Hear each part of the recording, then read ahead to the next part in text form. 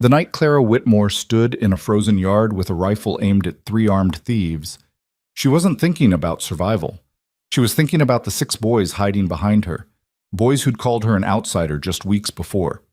The blizzard screamed, the thieves laughed, and somewhere in that darkness, Clara realized something terrifying. She'd walked into a war she never signed up for. But if you want to know how a city woman with nothing but an iron key became the only thing standing between a broken family and total destruction, stay with me until the end. Drop a comment telling me what city you're watching from. I want to see how far this story travels. Hit that like button and let me show you what happened in Black Hollow.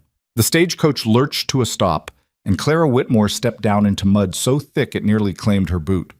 She grabbed the side panel to steady herself, her fingers numb despite the gloves she'd been wearing for 3 days straight. The driver didn't offer his hand. He just tossed her trunk into the street like it was garbage and climbed back onto his seat. "This is Black Hollow?" Clara asked. The driver spit tobacco juice into the dirt. "What's left of it?" He didn't wait for a response. The horses jerked forward, and the stagecoach disappeared into the gray afternoon, leaving Clara standing alone in the middle of a town that looked like it had died years ago, and nobody had bothered to bury it. Black Hollow wasn't a town.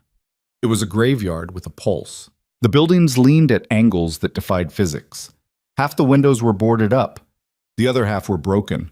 A saloon sign hung by a single nail, creaking in the wind like something out of a nightmare. Clara counted maybe a dozen structures total, most of them sagging under the weight of their own rot. There were no people in the street, no children playing, no women sweeping porches, just silence and the smell of something burning somewhere she couldn't see. She picked up her trunk, lighter than it should have been because she'd sold most of what she owned just to afford the ticket west, and started walking. Her shoes squelched in the mud. Her dress was already ruined. She didn't care. She'd worn her worst dress on purpose because she knew the frontier didn't care about appearances. The frontier cared about one thing: whether you could survive it. A door opened behind her. Clara turned. A woman stood in the doorway of what might have been a general store, though the sign was too faded to read. She was maybe 50, with a face carved from years of hard wind and harder winters. Her eyes moved over Clara like she was taking inventory. "You the mail-order bride?" the woman asked. Clara's jaw tightened. She hated that phrase. Mail-order bride. Like she was a piece of furniture someone had purchased from a catalog. But she nodded because there was no point in lying. "I'm Clara Whitmore. I'm here to marry Boone Mercer." The woman's expression didn't change. "You sure about that?" "I'm here, aren't I?" Being here and being sure are two different things. The woman stepped onto the porch, wiping her hands on a stained apron. "You know anything about ranching?" "I know how to work." "That's not what I asked." Clara set her trunk down. Her arms ached. Her back ached. Everything ached. She'd been traveling for 11 days. Trains, wagons, stagecoaches, all of it brutal and exhausting. She didn't have the energy for this conversation, but she also didn't have a choice. "No," Clara said. "I don't know anything about ranching." The woman nodded like Clara had just confirmed her worst suspicions. "Then you're in for a hell of a time. Boone Mercer's got 6 boys and a ranch falling apart faster than he can fix it. His wife died 2 years ago. He's been drowning ever since." "I didn't come here to drown." "Nobody ever does." The woman turned to go back inside, then paused. "Mercer Ranch is 8 miles north. Follow the road until it stops being a road. You'll know it when you see it." "Is there a horse I can rent?" The woman laughed, a short, bitter sound. "Does this look like the kind of town with horses to rent?" Clara looked around at the sagging buildings, the empty street, the sky pressing down like it wanted to crush everything beneath it. "No," she said. "I guess it doesn't." "Good luck, Miss Whitmore. You're going to need it." The door slammed shut. Clara stood there for a moment, staring at the closed door. Then she picked up her trunk and started walking. What? The road north was less a road and more a suggestion. Wagon ruts carved deep into frozen earth, weaving between rocks and dead grass. The wind picked up as Clara walked, cutting through her coat like it wasn't even there. She pulled her scarf tighter, adjusted her grip on the trunk, and kept moving. She didn't let herself think about what she was walking toward. If she thought about it too much, she'd turn around. And there was nothing to turn around to. No family, no home, no future. Everything she'd had in Philadelphia was gone. burned up in a fire that took her parents' boarding house and every cent they'd saved. Clara had stood in the ashes of her entire life and realized she had two choices: stay and starve, or go west and bet everything on a man she'd never met. So she'd answered an advertisement in the paper. Widowed rancher seeks wife.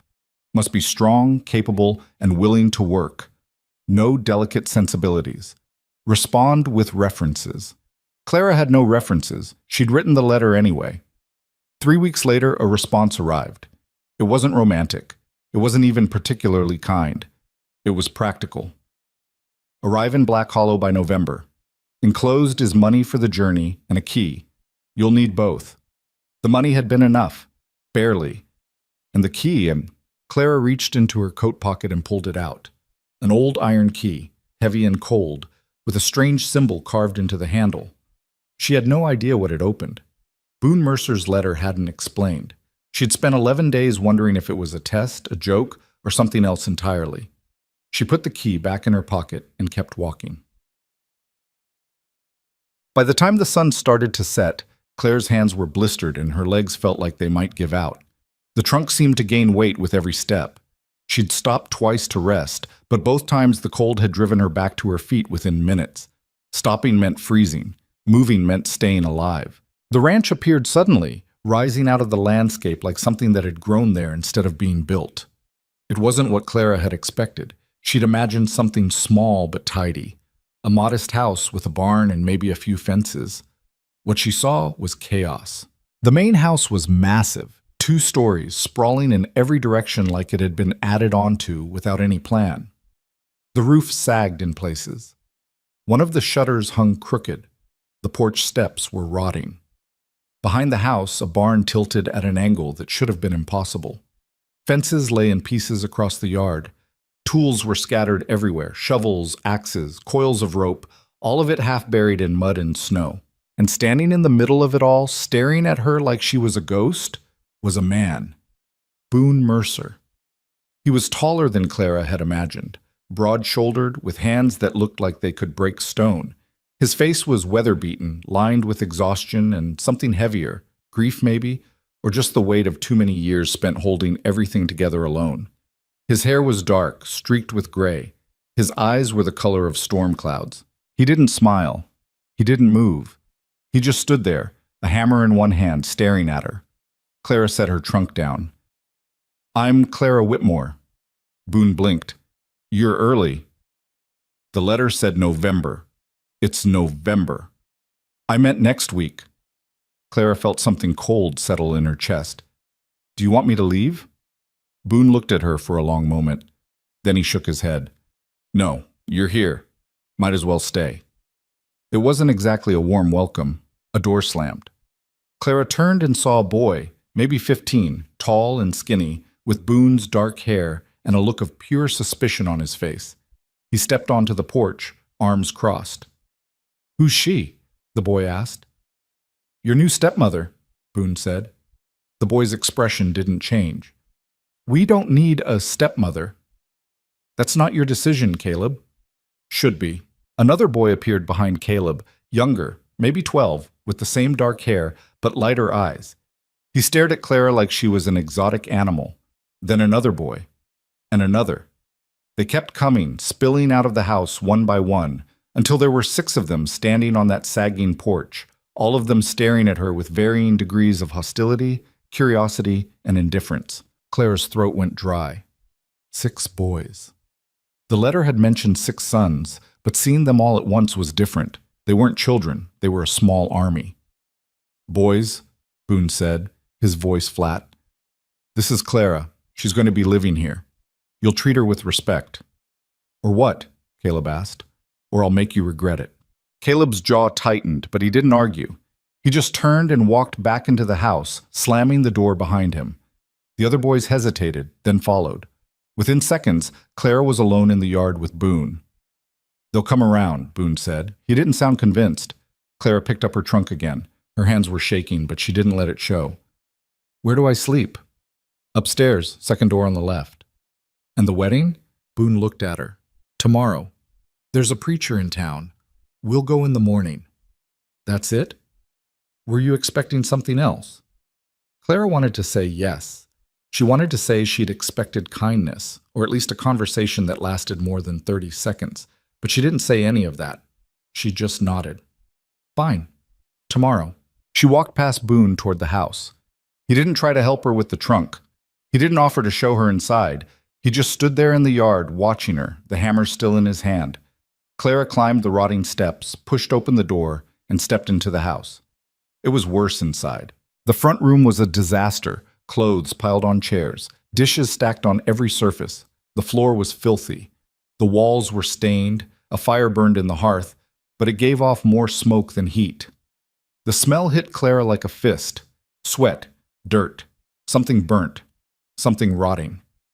She'd lived in a crowded boarding house in Philadelphia where hygiene was a luxury. But this was different. This was neglect. She set her trunk down and looked around. The boys were nowhere to be seen, but she could hear them upstairs.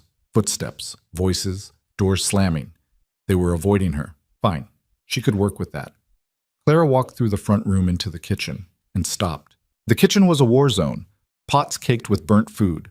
A table covered in grease and crumbs. The stove looked like it hadn't been properly cleaned in months. Flour spilled across the counter. A dead mouse in the corner.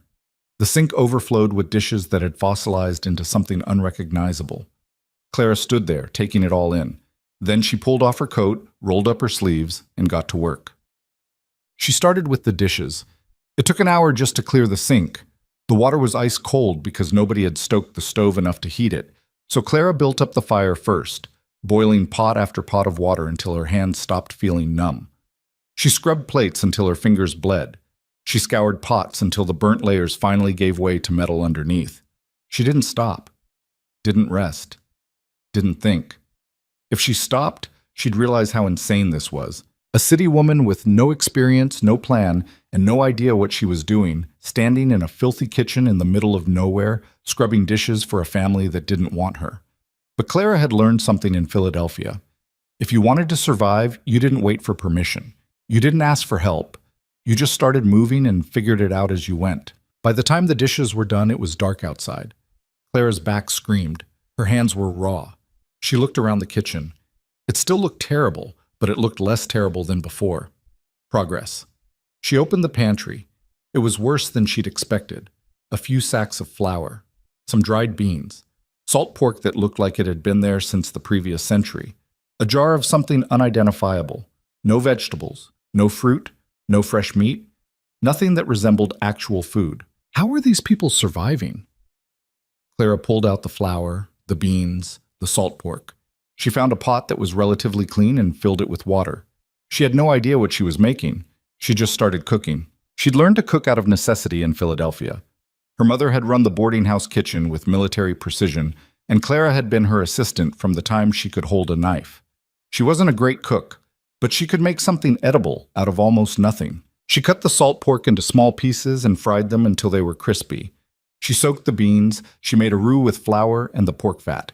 She added water slowly, stirring constantly, building something that resembled gravy. She didn't have onions or garlic or any herbs, but she had salt, and she had heat, and she had stubbornness. An hour later, Clara had made something that smelled like food. She heard footsteps on the stairs. Then voices. The boys were coming. She didn't turn around. She just kept stirring the pot, her heart pounding. The youngest boy appeared first. He couldn't have been more than 6, small and skinny, with huge brown eyes. He stopped in the doorway, staring at Clara like she might bite him. "Hi," Clara said. The boy didn't answer. He just stood there. "Are you hungry?" Clara asked. The boy nodded slowly. "What's your name?" "Thomas," the boy whispered. "Hi, Thomas. I'm Clara. Do you want to help me set the table?" Thomas looked uncertain. Then he nodded again. Clara handed him a stack of clean plates, the ones she'd just scrubbed, and pointed to the table. "Put one at each spot." Thomas took the plates carefully, like they were made of glass, and started setting the table. One by one, the other boys appeared. The 12-year-old, his name was Samuel, sat down without saying a word. Then came the twins, Matthew and Daniel, both around 9, both identical and both staring at Clara with identical expressions of distrust.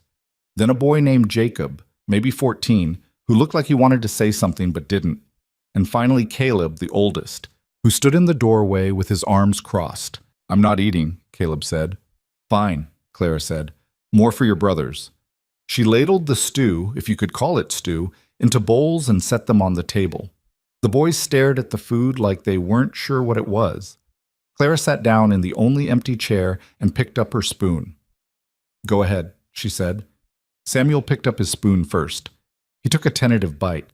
His eyes widened. Then he took another bite, and another. Matthew and Daniel followed, then Jacob, then Thomas. Within minutes, they were eating like they hadn't seen food in weeks. Maybe they hadn't, not real food anyway. Clara watched them. She didn't eat much herself. She was too exhausted, too overwhelmed. But seeing them eat, seeing them stop looking at her like she was the enemy, even for just a few minutes, that was enough. The door opened. Boone stepped inside, covered in mud and snow. He stopped when he saw the table. 6 boys, eating together, in silence. Boone's expression didn't change, but something shifted in his eyes. Surprise, maybe? Or relief. He sat down at the head of the table. Clara handed him a bowl. He took it without a word. They ate in silence. Nobody spoke. Nobody smiled. But nobody fought, either. And when Thomas fell asleep with his head on the table, Boone picked him up gently and carried him upstairs. Clara started clearing the dishes. "Leave them," Boone said when he came back down. "They need to be washed." "They can wait until morning." "I'd rather do them now." Boone stared at her. "You've been traveling for 11 days. You must be exhausted." "I'm fine." "You don't look fine." Clara turned to face him, a dirty plate in her hands. "Mr. Mercer, I didn't come here to be coddled.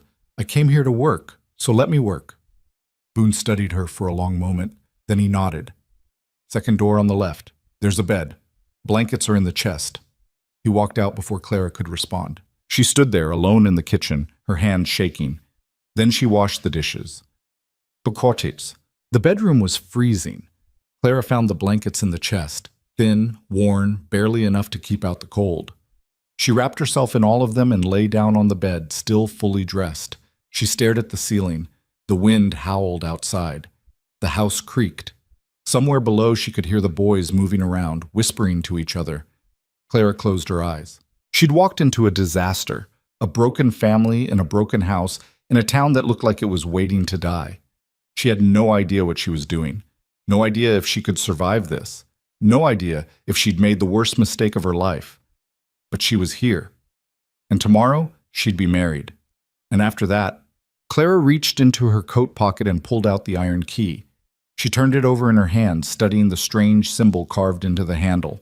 She still didn't know what it opened, but something told her she'd find out soon. She put the key under her pillow, pulled the blankets tighter, and waited for sleep to come. It didn't. But morning came too fast. Clara woke to the sound of shouting downstairs. She sat up, disoriented, her body aching from the thin mattress and the cold. The shouting continued. 2 voices, maybe 3, all of them angry. She got out of bed, still wearing yesterday's dress, and went downstairs. The kitchen was chaos again. Caleb and Jacob were arguing over something Clara couldn't make out. Samuel was trying to make coffee and failing. The twins were fighting over a piece of bread. Thomas sat in the corner, looking miserable. Boone was nowhere to be seen. "Where's your father?" Clara asked. The boys stopped and stared at her. "Out," Caleb said. "He left before sunrise."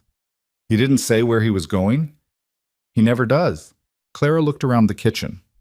It was already a mess again. Dishes from breakfast, or what passed for breakfast, piled in the sink. Flour spilled on the floor. The stove was cold. "Did any of you eat?" Clara asked. "We can take care of ourselves," Caleb said. "That's not what I asked." Caleb's jaw tightened. "We're fine." Clara walked over to the stove and started building a fire. "You're not fine. You're half-starved and running on fumes. Sit down." "You can't just sit down." Caleb stared at her.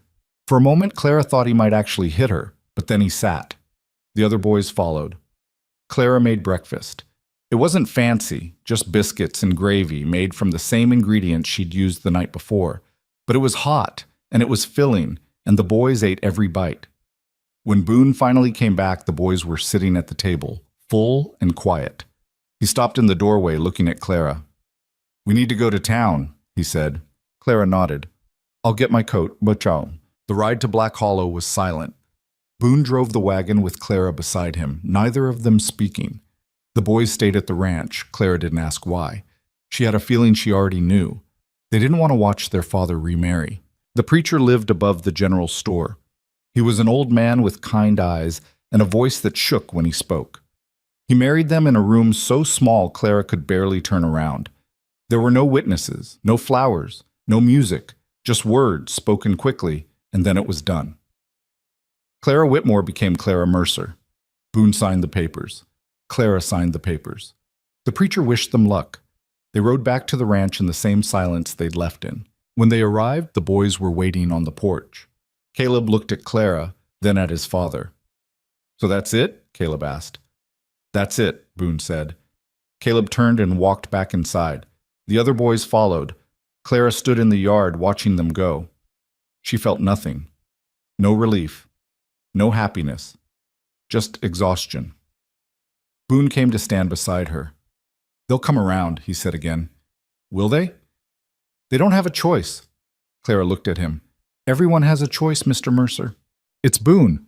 Fine, Boone. Everyone has a choice. Even them. Boone didn't respond. He just walked toward the barn, leaving Clara alone in the yard. She stood there for a moment, looking at the house. Then she went inside and got back to work. Because that's all she knew how to do. And in the weeks that followed, Clara learned the truth about the Mercer Ranch. It wasn't just broken. It was dying. The fences were falling apart. The barn roof leaked. The livestock were sick. The boys were at each other's throats constantly. And Boone was drowning. He worked from before sunrise to long after dark, trying to hold everything together with sheer force of will. But it wasn't enough. It would never be enough. The ranch needed more than one man could give. It needed a miracle. Or Clara thought, standing in the kitchen on her third night there, surrounded by dishes and exhaustion and the sound of the boys fighting upstairs. It needed someone too stubborn to quit. She rolled up her sleeves and kept scrubbing. The first real fight happened on Clara's 5th day at the ranch. She was in the kitchen, up to her elbows in bread dough, when she heard the crash. It came from the barn, loud enough to rattle the windows. Clara froze, flour dusting her hands, listening. Then came the shouting. She wiped her hands on her apron and ran outside. Caleb and Jacob were in the barn, circling each other like wolves. Jacob's lip was bleeding. Caleb's knuckles were split. The younger boys stood in a semicircle, watching, their faces tight with something that looked like fear, but also like resignation. Like this happened all the time. What's going on? Clara demanded. Neither of them looked at her. Jacob said I didn't feed the horses right, Caleb spat. Like he knows anything about it. You didn't, Jacob shot back. You just threw hay at them and walked away. I've been feeding those horses since before you could walk. Then maybe you should do it right. Caleb lunged. Jacob sidestepped, but not fast enough. They collided, crashing into a support beam hard enough to shake dust from the rafters. Clara didn't think. She just moved. She grabbed the nearest thing, a bucket of water someone had left by the door, and threw it. The water hit both boys square in the chest. They broke apart, sputtering, staring at her like she'd lost her mind. What the hell? Caleb started. Language, Clara snapped. And both of you, stop. This isn't your business, Caleb said. You're tearing down the barn. That makes it my business. We weren't. Yes, you were. Look. Clara pointed at the beam they'd hit. A crack ran through the wood, thin but visible. One more hit like that, and the whole thing comes down. Is that what you want? Caleb's face went red. We were just fighting. I know, I can see that. What I want to know is why. He started it, Jacob muttered. I don't care who started it. I care that you're destroying what's left of this place over nothing. It's not nothing, Caleb said. His voice was quieter now, but angrier, dangerous. He doesn't get to tell me how to do my job. And you don't get to hit him for having an opinion. You don't know anything about us. You're right, I don't. But I know what I see. And what I see is two brothers who'd rather beat each other bloody than talk for 5 seconds. Caleb stared at her. For a moment, Clara thought he might swing at her too. But then he turned and walked out of the barn, his shoulders rigid, his hands still clenched into fists. Jacob stood there, dripping water, touching his bleeding lip. He's always like that, he said quietly. ever since Ma died. Clara looked at him. What about you? What about me? Are you always like this too? Jacob didn't answer. He just walked past her, following his brother out into the yard. The younger boys scattered. Within seconds, Clara was alone in the barn, standing in a puddle of water, wondering what the hell she'd just done. She went back to the kitchen. The bread dough had risen too much. She punched it down harder than necessary and tried not to think about the look on Caleb's face. That night, when Boone came in from the fields, Clara told him what happened. He listened without interrupting. When she finished, he just nodded. That's how they are, he said. That's how you let them be, Clara corrected. Boone's eyes narrowed. Careful. I'm just saying what I see. You've been here less than a week. You don't know what you're talking about. Then explain it to me. Boone set down his fork. The kitchen went quiet. Even the fire seemed to hold its breath. When Sarah died, Boone said slowly, Caleb tried to take her place. He was 13. He decided he had to be the man of the house when I was out working. But he's not a man. He's a kid trying to do a job he's not ready for. And when the others don't listen to him, he loses it. So you just let him? What do you want me to do? I can't be everywhere at once. You could talk to him. Boone laughed, a bitter, hollow sound. You think I haven't tried? Caleb doesn't want to talk. He wants to be angry. And maybe he's got a right to be. Clara leaned forward. Maybe. But anger's burning this family down faster than any fire could. Boone looked at her for a long moment. Then he stood up, grabbed his coat, and walked out.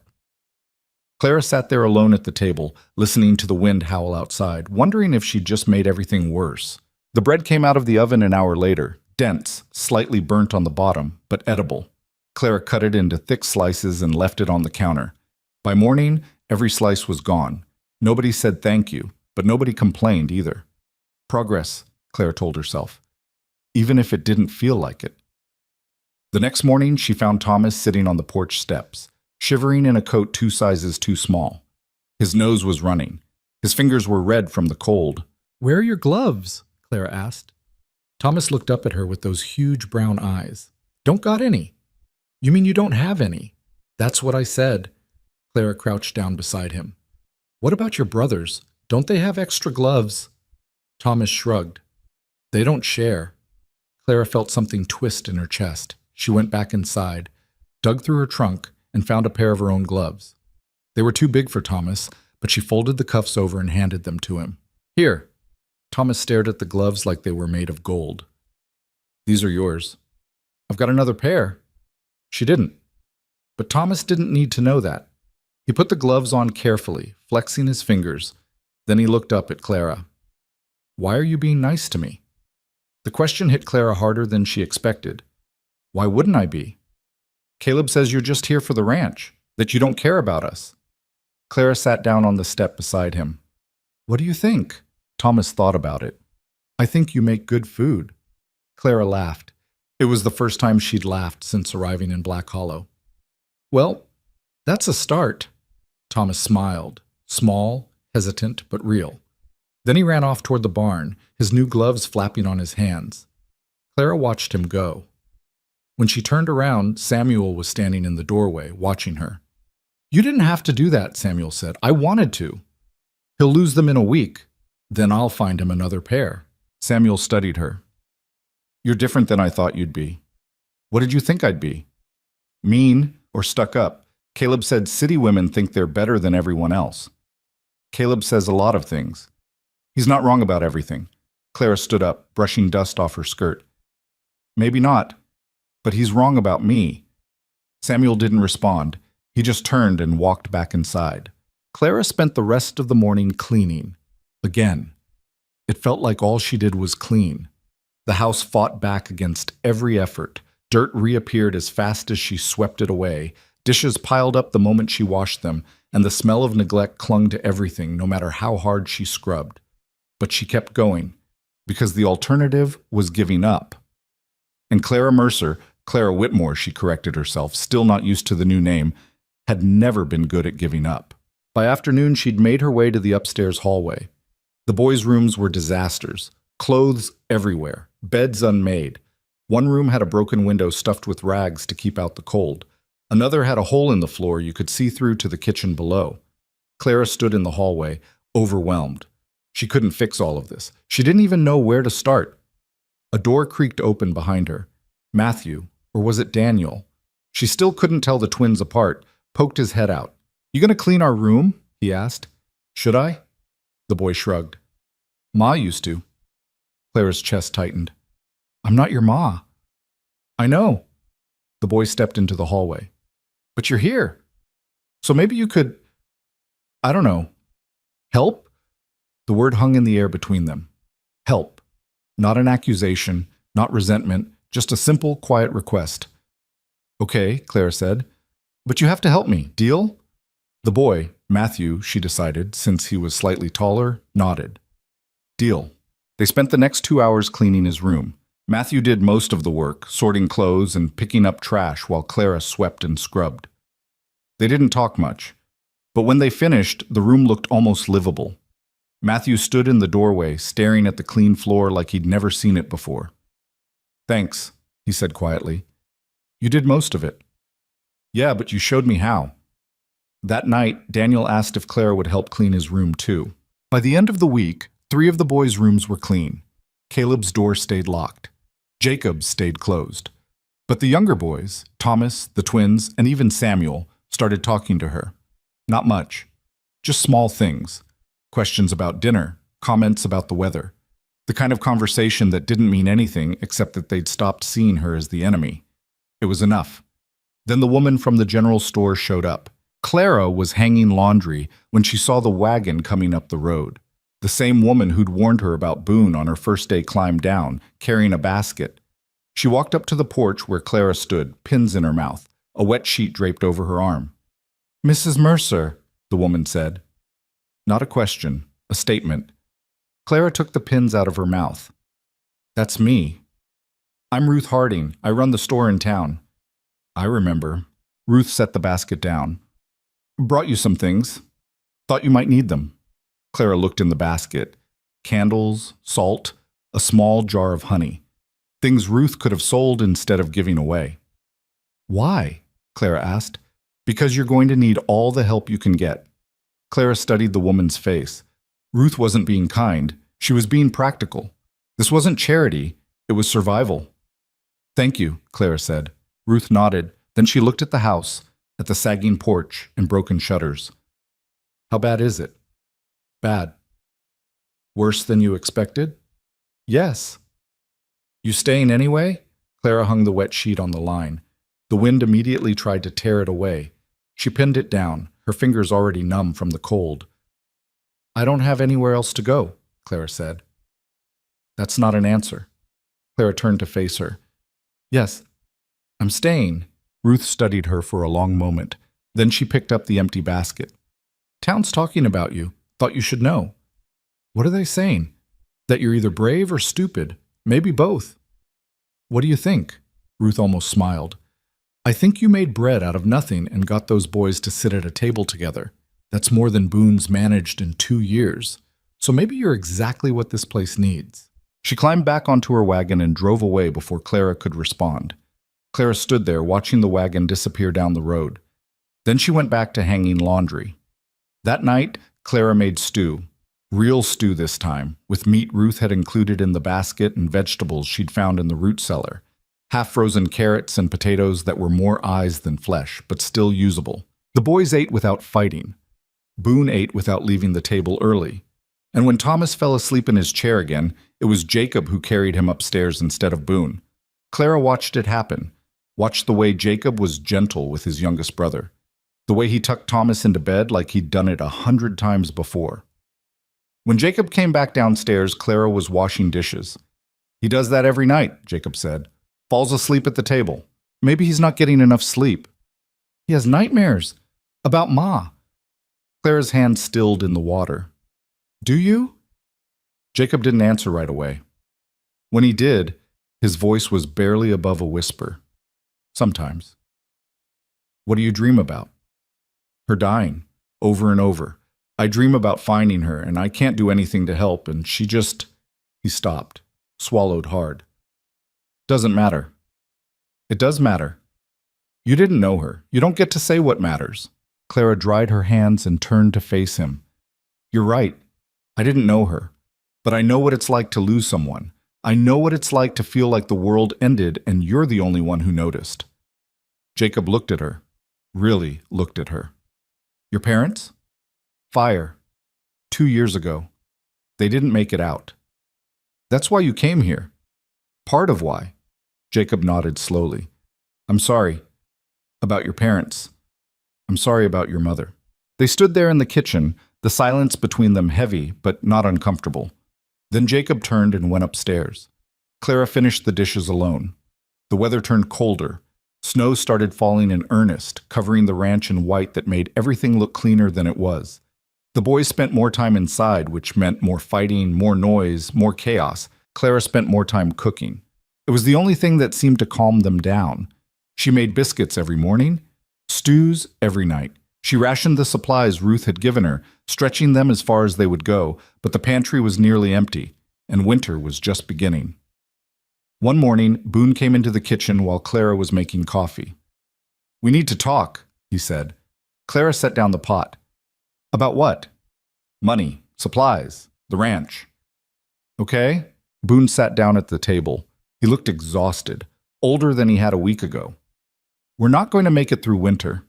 Clara sat down across from him. Why not? Livestock's dying. Fences are down, so what's left keeps wandering off. I've got maybe 3 weeks of feed left and no money to buy more. The boys need clothes, boots, coats, things I can't afford, and the house, he gestured around the kitchen. You've seen it. It's falling apart. So what are you saying? I'm saying I don't know how much longer we can hold on. Clara looked at him, at the lines around his eyes, the way his shoulders sagged. He wasn't just tired, he was defeated. What if we sold something? Clara asked. Sold what? We've got nothing worth selling. The land. Boone's jaw tightened. No. This ranch has been in my family for 2 generations. I'm not selling. Then we need another way. There is no other way. Clara stood up. There is always another way. You just have to be willing to look for it. She walked out before Boone could respond. She found Caleb in the barn, mucking out stalls. He didn't look up when she approached. I need your help, Clara said. With what? I need to know what's actually worth saving on this ranch, what's working, what's broken, and what we can afford to let go. Caleb stopped and leaned on his shovel. Why? Because your father's giving up, and I'm not going to let him. Caleb stared at her. You think you can fix this? You've been here 2 weeks. I think I can try, which is more than anyone else is doing. Something flickered across Caleb's face. Anger, maybe. Or something else. Fine. You want to know what's broken? Everything. The fences are rotting, the barn roof leaks, half the livestock is sick, the well's running dry. The wagon needs a new axle, and we're out of money to fix any of it. What about the horses? What about them? Are they healthy? Caleb's expression shifted. Most of them. Why? Because healthy horses are worth money, and if we can't afford to keep them fed, maybe we can sell a few. Pa won't sell the horses. He will if it means keeping the ranch. Caleb studied her. You really think you can change his mind? I can try. That night, Clara laid out her plan. She'd spent the afternoon going through the ranch with Caleb, making lists, calculating costs, figuring out what could be salvaged and what needed to go. She presented it all to Boone after dinner, spreading papers across the table while the boys watched from the doorway. We sell 4 horses, Clara said, the ones we can't afford to feed through winter. That gives us enough money to buy supplies and fix the barn roof before it collapses. We consolidate the livestock into the south pasture where the fencing's still good, and we plant a winter garden in the root cellar using seeds Ruth can get us from town. Boone stared at the papers. A winter garden? Potatoes, turnips, things that grow in cold storage. It won't be much, but it'll keep us fed. And the horses? We keep the strongest ones. Sell the rest. Boone shook his head.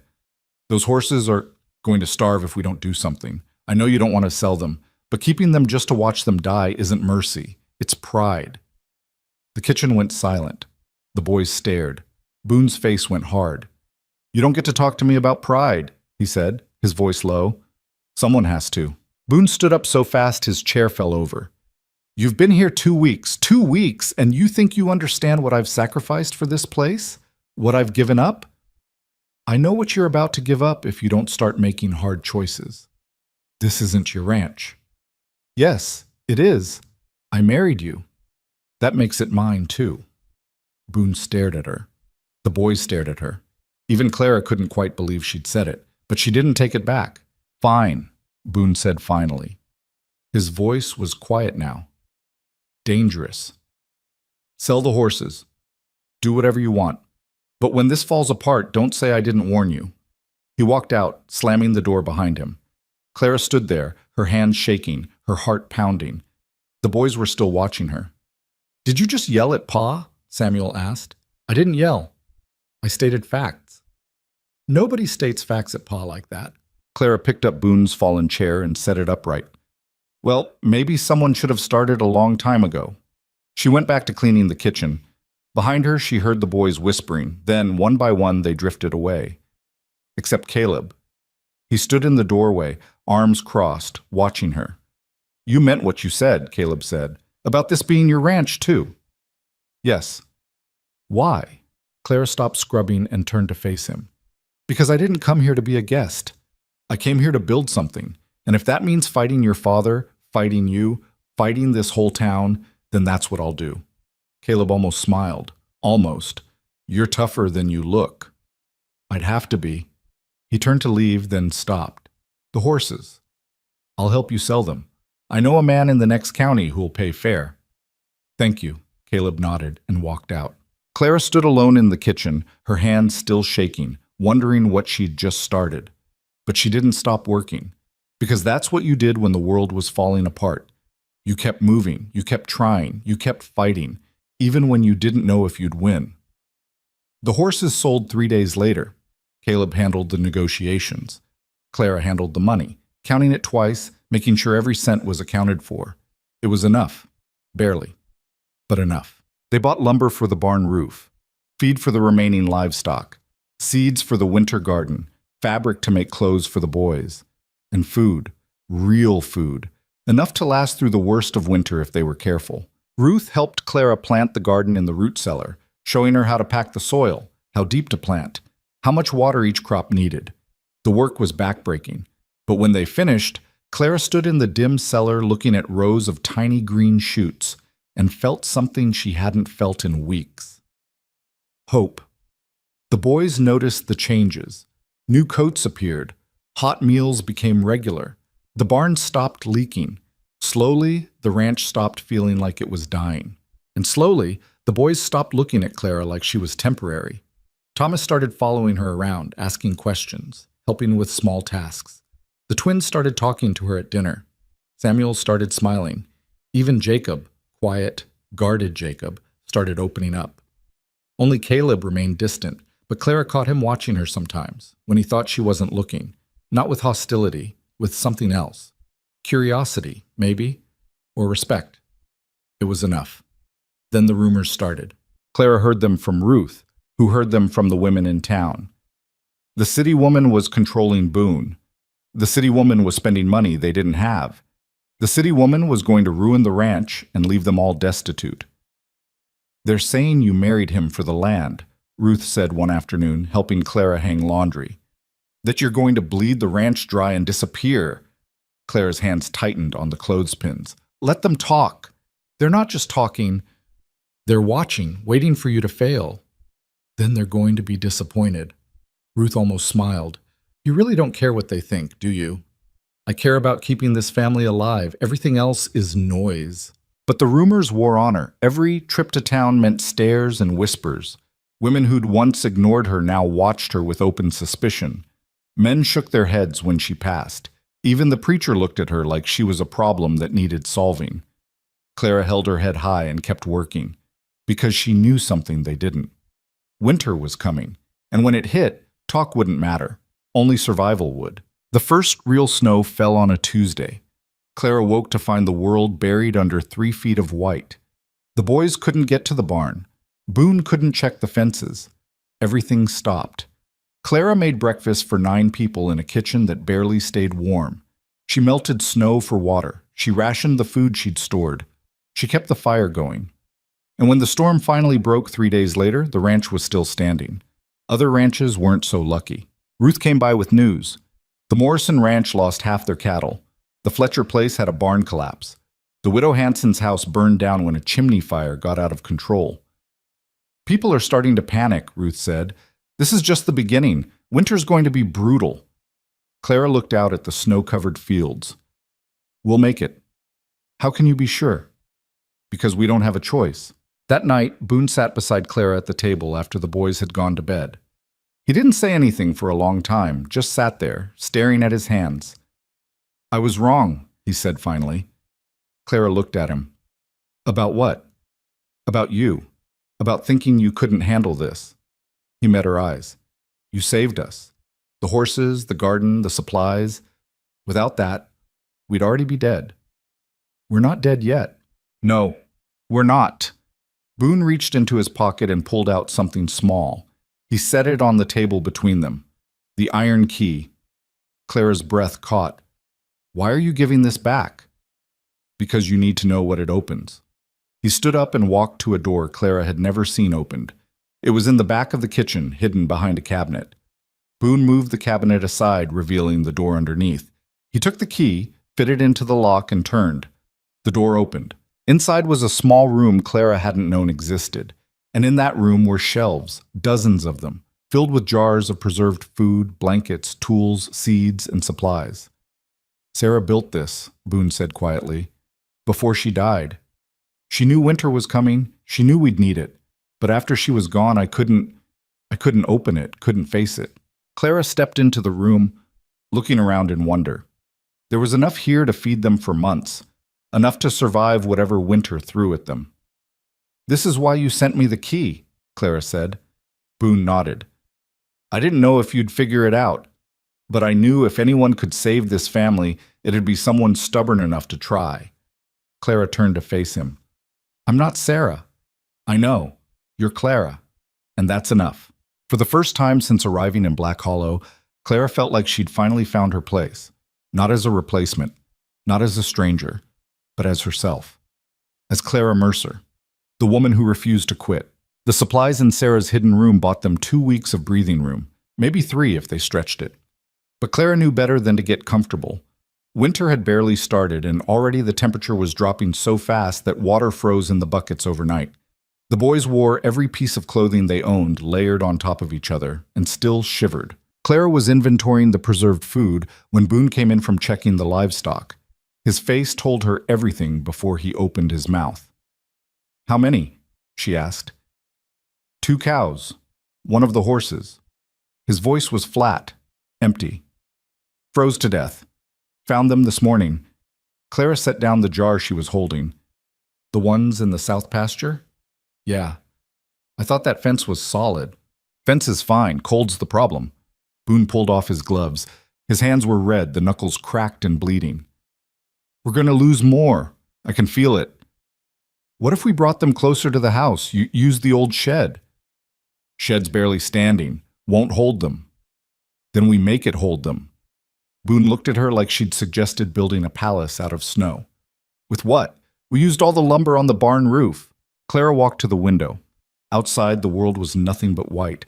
The sky pressed down low and gray, promising more snow. The kind of winter that killed people who weren't prepared. The kind that separated the survivors from the corpses. We'll figure something out, Clara said. You keep saying that. Because it's true. Is it? Boone's voice had an edge to it now. Or are you just trying to convince yourself we're not drowning? Clara turned to face him. We are drowning. But we're still breathing. That counts for something. Boone stared at her for a long moment. Then he walked out without another word. Clara stood there, alone in the kitchen, listening to the wind howl. Then she went to find Caleb. He was in the barn, spreading fresh hay for the remaining livestock. When Clara approached, he didn't stop working. Your father thinks we're going to lose more animals, Clara said. We are. Not if we do something about it. Caleb threw down another pile of hay. Like what? We can't control the weather. No, but we can control how we respond to it. Clara crossed her arms. The old shed. Can it be reinforced? Maybe. If we had materials. What about the broken fences? The ones we took down from the north pasture? Caleb stopped, looked at her. You want to tear down fences to build a shelter? Those fences aren't keeping anything in right now. Might as well use them for something. Pa won't like it. Your father doesn't like anything right now, but he'll like losing livestock even less. Caleb considered this. Then he nodded. I'll get Jacob. We'll start pulling fence posts after breakfast. Thank you. Don't thank me yet. This might not work. It might not, but doing nothing definitely won't. Caleb almost smiled. You sound like Ma sometimes. She used to say that. Clara felt something catch in her chest. Did she? Yeah. Pa would get all grim and practical, and Ma would just push through anyway, said sitting around worrying was the same as giving up. Caleb picked up his pitchfork. She would have liked you, I think. He walked away before Clara could respond. She stood there in this barn, surrounded by the smell of hay and animals and cold, feeling something she hadn't felt since arriving in Black Hollow. Not acceptance exactly, but maybe the beginning of it. The boys spent 3 days tearing down the northern fences and hauling the wood back to the shed. It was brutal work. The ground was frozen solid, making the posts nearly impossible to pull. Samuel smashed his thumb with a hammer and walked around for a week with it wrapped in cloth. Matthew, or Daniel, Clara still mixed them up sometimes, nearly lost a finger when a board split wrong. But they kept working. Clara helped where she could, holding boards steady while the boys nailed them in place, heating water for them to thaw their hands, making sure they ate enough to keep their strength up. Boone watched from a distance, skeptical, but not interfering. When they finally finished, the shed looked like something a strong wind could knock over. But it was standing, and when they moved the remaining cattle inside, the animals stopped shivering. It'll do, Caleb said, surveying their work. It'll have to, Clara replied. That night, a blizzard hit. It came out of nowhere, howling down from the north with a fury that made the previous storms look gentle. Snow fell so thick Clara couldn't see the barn from the kitchen window. The wind screamed like something alive and angry. The house shook. Everyone stays inside, Boone ordered, barring the door. Nobody goes out for any reason. What about the animals? Jacob asked. They'll have to manage. But the shed! I said nobody goes out. The boys fell silent. They knew that tone. It meant the conversation was over. Clara made dinner using the last of the fresh vegetables from the root cellar. The potatoes were getting soft. The carrots were starting to sprout. But they still had the preserved food from Sarah's room, and that would keep them alive even if it wouldn't keep them comfortable. They ate in silence, listening to the storm rage outside. Thomas fell asleep in his chair again. This time it was Samuel who carried him upstairs. After the boys went to bed, Clara sat by the fire, mending a shirt that had more holes than fabric. Boone sat across from her, staring into the flames. How long do you think it'll last? Clara asked. The storm? Could be days. And if the shed doesn't hold? Then we lose everything we just tried to save. Clara kept stitching. You're in a cheerful mood. I'm being realistic. There's a difference between realistic and defeated. Boone's jaw tightened. You think I'm defeated? I think you're tired. I think you've been carrying this alone for so long you forgot what it's like to have help. I didn't forget. I just stopped believing help was coming. Clara set down her mending. I'm here now. For how long? The question hung between them like smoke. Clara met his eyes. What's that supposed to mean? It means you came here because you had nowhere else to go, not because you wanted to be here. And when you get tired of fighting this place, you'll leave. You don't know that, don't I? You're a city woman, Clara. You've been here barely a month. You have no idea what you're in for when winter really hits. Winter's already here. This? Boone gestured toward the window where snow piled up in drifts against the glass. This is nothing. Wait until we're snowed in for weeks, until the food runs low and the boys start fighting because they're going crazy from being trapped inside. Wait until you're so cold you can't feel your fingers and so tired you'd rather die than get out of bed. Then tell me you're staying. Clara stood up. I'm not Sarah. I know that. No, I don't think you do. You keep waiting for me to be her, or to fail at being her. But I'm not trying to replace her. I'm trying to survive this, same as you, same as the boys. And if you can't see that, if you're so busy mourning what you lost that you can't recognize what's right in front of you, then maybe you're the one who's already given up. She walked upstairs before Boone could respond. Her room was freezing. Clara wrapped herself in every blanket she had and lay there shivering, listening to the storm. She'd meant what she said, every word. But saying it and believing it were two different things. What if Boone was right? What if she was fooling herself? What if she really was just running from one disaster into another? Clara closed her eyes and tried to sleep. She woke to screaming. For a moment, she didn't know where she was. Then the screaming came again, high-pitched, terrified, and Clara was out of bed and running before she'd fully woken up. The sound came from outside. She flew down the stairs. The front door was open, snow blowing in. Boone was already outside, shouting something Clara couldn't make out over the wind. The boys were clustered on the porch, staring into the darkness. "What's happening?" Clara yelled. "It's the horses," Jacob shouted back. "Something's wrong." Clara grabbed her coat and ran outside. The storm had gotten worse. Snow fell in sheets, so thick Clara could barely see 3 feet ahead. The cold hit her like a fist, but she pushed forward, following Boone's silhouette toward the barn. The door was hanging open. Inside, chaos. 2 of the horses were down, thrashing in their stalls. Another was screaming, that horrible high-pitched sound horses make when they're in pain. Blood streaked the ground. The smell of fear and death filled the air. "What happened?" Clara gasped. "Colic," Boone said, his voice tight. "Maybe poison. I don't know." "Can we save them?" "I don't know." One of the horses, a gray mare Clara had helped feed a dozen times, was convulsing. Foam flecked her mouth. Her eyes rolled back, showing white. Clara felt bile rise in her throat. She'd seen death before. Her parents, other people in Philadelphia who'd died in the fire. But watching an animal suffer was different, worse somehow. "We have to do something," she said. "There's nothing to do. If it's colic, they're already dying." "Then make it quick." Boone stared at her. Then he nodded. He sent Clara back to the house. She didn't argue. She knew what he was going to do, and she didn't want to watch. The gunshot came 5 minutes later. Then another. Then silence. When Boone came back, his face was gray. He didn't speak, just walked past Clara and the boys, went upstairs and shut his door. Clara stood in the kitchen, her hands shaking, her mind racing. 2 horses dead. Maybe more by morning if whatever had killed them spread to the others. "Is Pa okay?" Thomas asked. His voice was small, scared. "He will be," Clara said, even though she wasn't sure. "What if all the horses die?" "They won't." "But what if—" "Thomas." Clara knelt down to his level. "We're going to be okay. I promise." It was a lie. She had no idea if they'd be okay. But Thomas needed to hear it, so she said it anyway. The storm raged for 3 more days. During that time, Clara barely slept. She kept the fires burning. She rationed the food even more strictly. She kept the boys occupied with tasks, mending clothes, organizing supplies, anything to keep their minds off the fact that they were trapped in a house that creaked and groaned like it might collapse at any moment. Boone withdrew. He spent most of his time in his room or staring into the fire.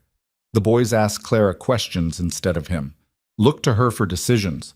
She hadn't asked for that responsibility, but she took it anyway because someone had to. On the 4th day, the storm broke.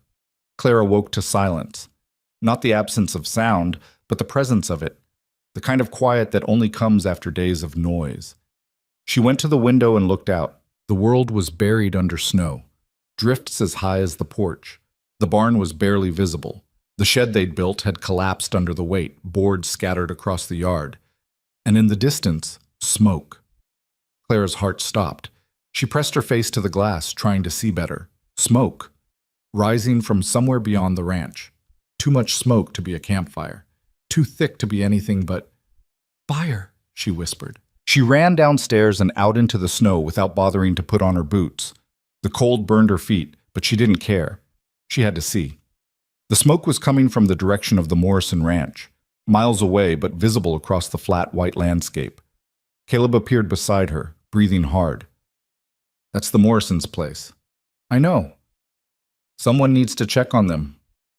"We can barely move in this snow. How are we supposed to get there?" "We have to try." Clara looked at him.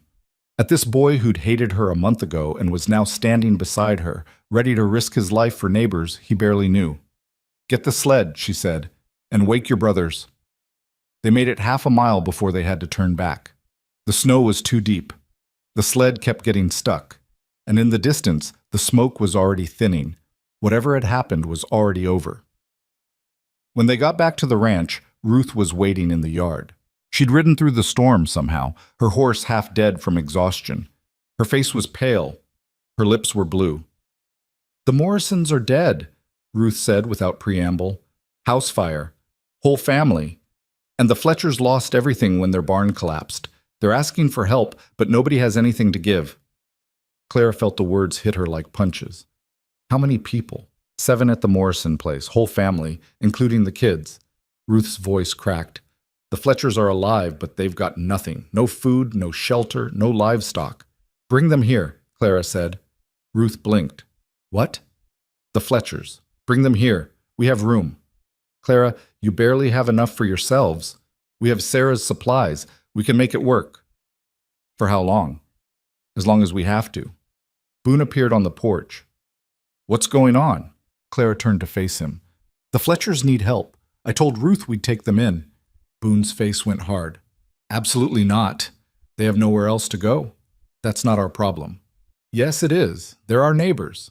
Neighbors we barely know. We can't afford to feed extra mouths. We'll find a way. Like hell we will." Boone came down the steps. "You want to play savior? Fine, but not with what's left of this ranch. Not with my boys' lives." "Your boys are standing right here," Clara shot back. "Why don't you ask them what they think?" Boone looked at his sons. They stood in a line on the porch, watching, waiting. "Caleb?" Boone said. Caleb looked at Clara, then at his father. "We should help them." "Samuel?" "Yeah, we should."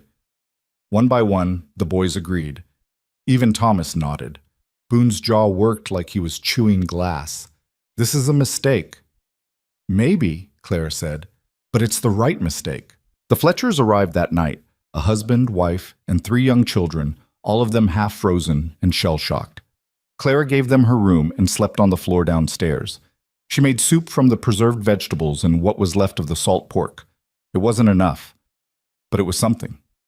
The house was more crowded than ever. More noise, more chaos, more mouths to feed, but it was also more alive. Mrs. Fletcher helped with cooking. Mr. Fletcher helped with repairs. The children played with Thomas and the twins, bringing laughter back into a house that had forgotten the sound. And slowly, something shifted. The ranch stopped feeling like a collection of people barely surviving together. It started feeling like something else. Not quite a family, not yet, but close. 2 weeks later, more families arrived. Word had spread that the Mercer Ranch was still standing, that they had food, that they weren't turning people away. Ruth showed up with 3 more families in tow. "I tried to tell them you're full," she said. "They came anyway." Clara looked at the desperate faces staring back at her, children with hollow eyes, parents who looked like they'd aged 10 years in a month. "We'll make room," she said. Boone exploded. "Have you lost your mind? We can't feed these people." "Then we'll ration more. We're already rationing." "Then we'll ration harder." "Clara, these people will die if we turn them away. You know that. I know that. Everyone knows that. Better them than us." Clara felt something cold settle in her chest. "If you really believe that, then I don't know you at all." Boone stared at her. "Maybe you don't." He walked away. Clara stood in the yard, surrounded by desperate people, and made a decision that would either save them all or kill them. "Come inside," she said. "All of you." They filled the house to bursting. Families sleeping in the hallways, children curled up by the fire, adults taking shifts so everyone could at least lie down for a few hours. Clara organized it all with military precision, rotating sleep schedules, rationing food down to the ounce, making sure everyone had a job to do. The boys adapted. Caleb took charge of organizing work details. Samuel managed the livestock with help from Mr. Fletcher. The twins kept the younger children occupied. Even Thomas helped, carrying water and running messages between rooms. And slowly, impossibly, it worked. The food stretched further than Clara thought possible. The house stayed warm. Nobody died. But the cost was brutal. Clara slept maybe 2 hours a night. Her hands were covered in burns from cooking. Her back ached constantly. She lost weight she didn't have to lose. But she didn't stop. Because stopping meant people died. And Clara had seen enough death. Then the thieves came. It started with missing chickens. Then a cow disappeared from the makeshift shelter. Then someone broke into the root cellar and stole half their winter vegetables. "It's the Garrett gang," Mr. Fletcher said, his face grim. "They've been hitting ranches all winter, taking what they want." "We should report them," Mrs. Fletcher said. "To who? There's no law out here." "Then what do we do?" Everyone looked at Clara. She stood there, feeling the weight of their expectations pressing down on her like the sky itself. "We defend ourselves," she said. Boone appeared in the doorway. For the first time in weeks, he looked like he was actually seeing her. "You have no idea what you're saying." "Don't I?" "The Garrett gang doesn't just steal, they kill." "Then we'd better be ready." That night, Clara didn't sleep at all. She stood at the kitchen window watching the darkness, the rifle Boone had reluctantly given her heavy in her hands. The boys were asleep. The families were asleep. The ranch was quiet. And somewhere out there in the frozen night, men were coming who wanted to take everything they had left. Clara checked the rifle's ammunition one more time. Then she waited. They came on the third night. Clara had dozed off standing up, the rifle still in her hands, when the sound of horses woke her. Not the familiar rhythm of animals moving slowly through snow, but something faster, purposeful. She was at the door before her mind fully caught up with her body. Through the window, she could see shapes moving in the darkness. 3 riders, maybe 4, circling the property like wolves testing a fence. "Boone," she hissed. He appeared at the top of the stairs, already dressed, already holding a shotgun. Behind him, Caleb and Jacob emerged from their room. "How many?" Boone asked. "At least 3. Could be more waiting in the trees." Clara's heart hammered against her ribs. "What do we do?" Boone came down the stairs, moving with the kind of calm that only came from experience. Or terror, so deep it looked like calm. "We make them think twice about coming closer. Caleb, Jacob, wake the others. Everyone stays inside. No one goes out for any reason." "What about the livestock?" Mr. Fletcher appeared from the front room, his own rifle in hand. "If they want the livestock, they can have it. We're not dying over a few cows." Clara turned from the window. "If we give them the livestock, they'll know we're weak. They'll come back. If we fight them, we might all die tonight." "We might die anyway." Boone stared at her. "You really want to do this?" Clara checked her rifle again. Her hands were shaking, but her voice was steady. "I want them to know we're not easy prey." "That's not the same as being smart."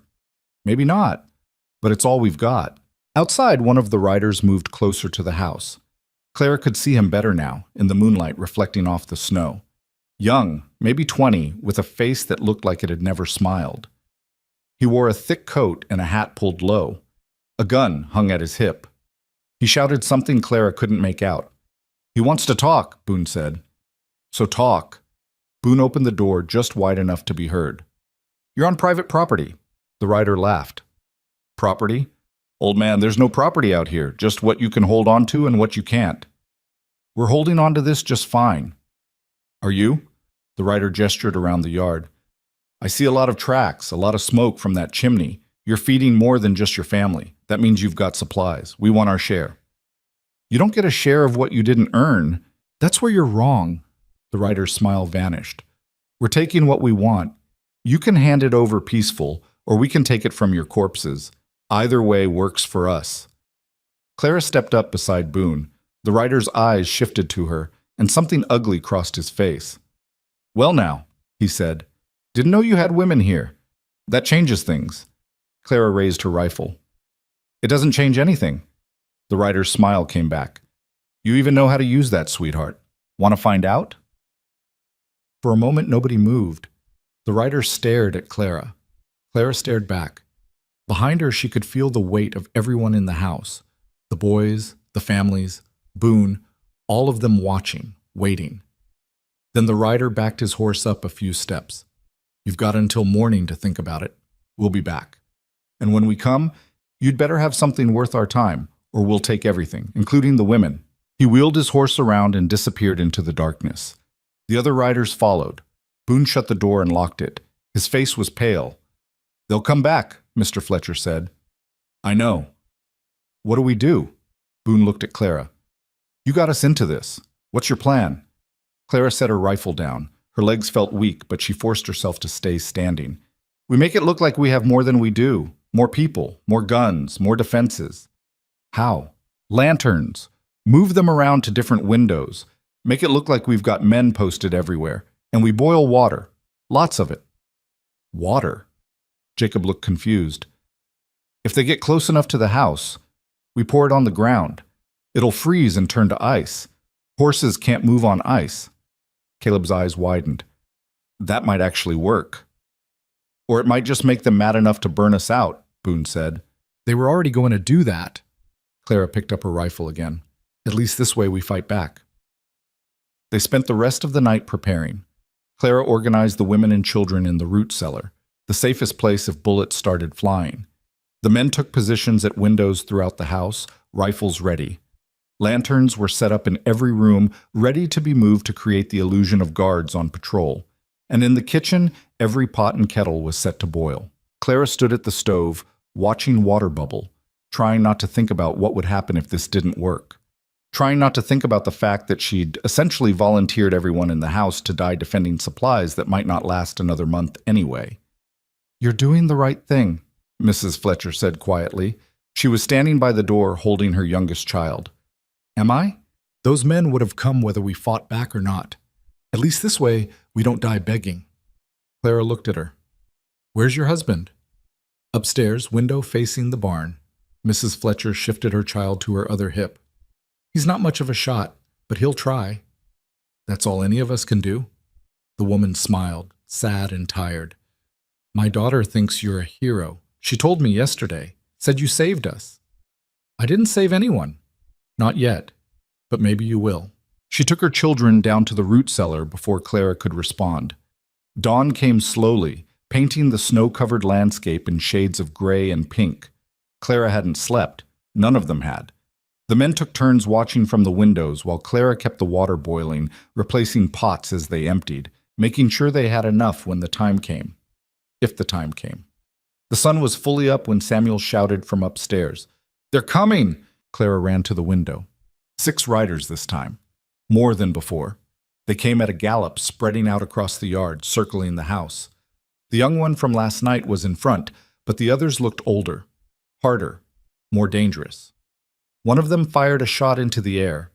The sound cracked across the frozen morning like breaking bone. Send out your supplies, the young one shouted, and we'll let you live. Clara grabbed a pot of boiling water. It was so hot it burned through the cloth she'd wrapped around the handle. She carried it to the door, careful not to spill. Open it, she told Boone. Clara. Open it. He did. Clara stepped onto the porch and hurled the water onto the ground in front of the steps. Steam rose in a cloud as the water hit snow and frozen earth. Within seconds, it started to freeze, forming a slick patch of ice that spread like a stain. The riders' horses skittered backward, spooked by the sudden movement and the steam. That's your answer, Clara shouted. You want what's ours. Come and take it. She went back inside. Boone slammed the door. You're insane, he said. Probably. More shots fired. This time they hit the house. Wood splintered above the windows. Someone screamed downstairs. One of the children in the root cellar, scared by the noise. Return fire, Boone ordered. Aim high. Make them think we've got enough bullets to waste. The men fired. The sound was deafening in the enclosed space. Clara's ears rang. Smoke filled the room. Through the window she saw one of the riders go down, his horse bolting, him rolling in the snow. I hit him, Jacob said, his voice shaking. I actually hit him. Is he dead? Caleb asked. I don't know. The riders regrouped, pulling back out of rifle range. But they didn't leave. They just circled, staying far enough away to avoid being shot, close enough to keep the pressure on. They're waiting us out, Mr. Fletcher said, seeing if we'll crack. Then we don't crack, Clara said. She went back to the kitchen and checked the water, still boiling. She moved 2 lanterns to different windows, creating the illusion of movement. Then she grabbed more pots and started the process over again. Hours passed. The riders stayed in position. Nobody fired. Nobody moved. It was a standoff, and Clara knew they were losing. They had limited ammunition, limited food, limited everything. The thieves could wait them out forever, unless she changed the game. I need to go outside, Clara said. Everyone turned to stare at her. "Absolutely not," Boone said. "They think we're trapped. They think we're scared. I need to show them we're not." "By getting yourself killed?" "By doing something they won't expect." Before anyone could stop her, Clara grabbed her coat, picked up a bucket, and headed for the door. "Clara, don't," Boone started. She was already outside. The cold hit her like a wall. The wind had picked up, blowing snow in horizontal sheets. Clara walked to the well, moving slowly, deliberately. She could feel the riders watching, could practically feel their guns aimed at her back. She lowered the bucket into the well. The ice had to be broken first, 3 hard hits with a rock before the bucket could drop. Water sloshed. She pulled the bucket up, her arms burning with effort. One of the riders moved closer. "What do you think you're doing?" he called. Clara didn't answer.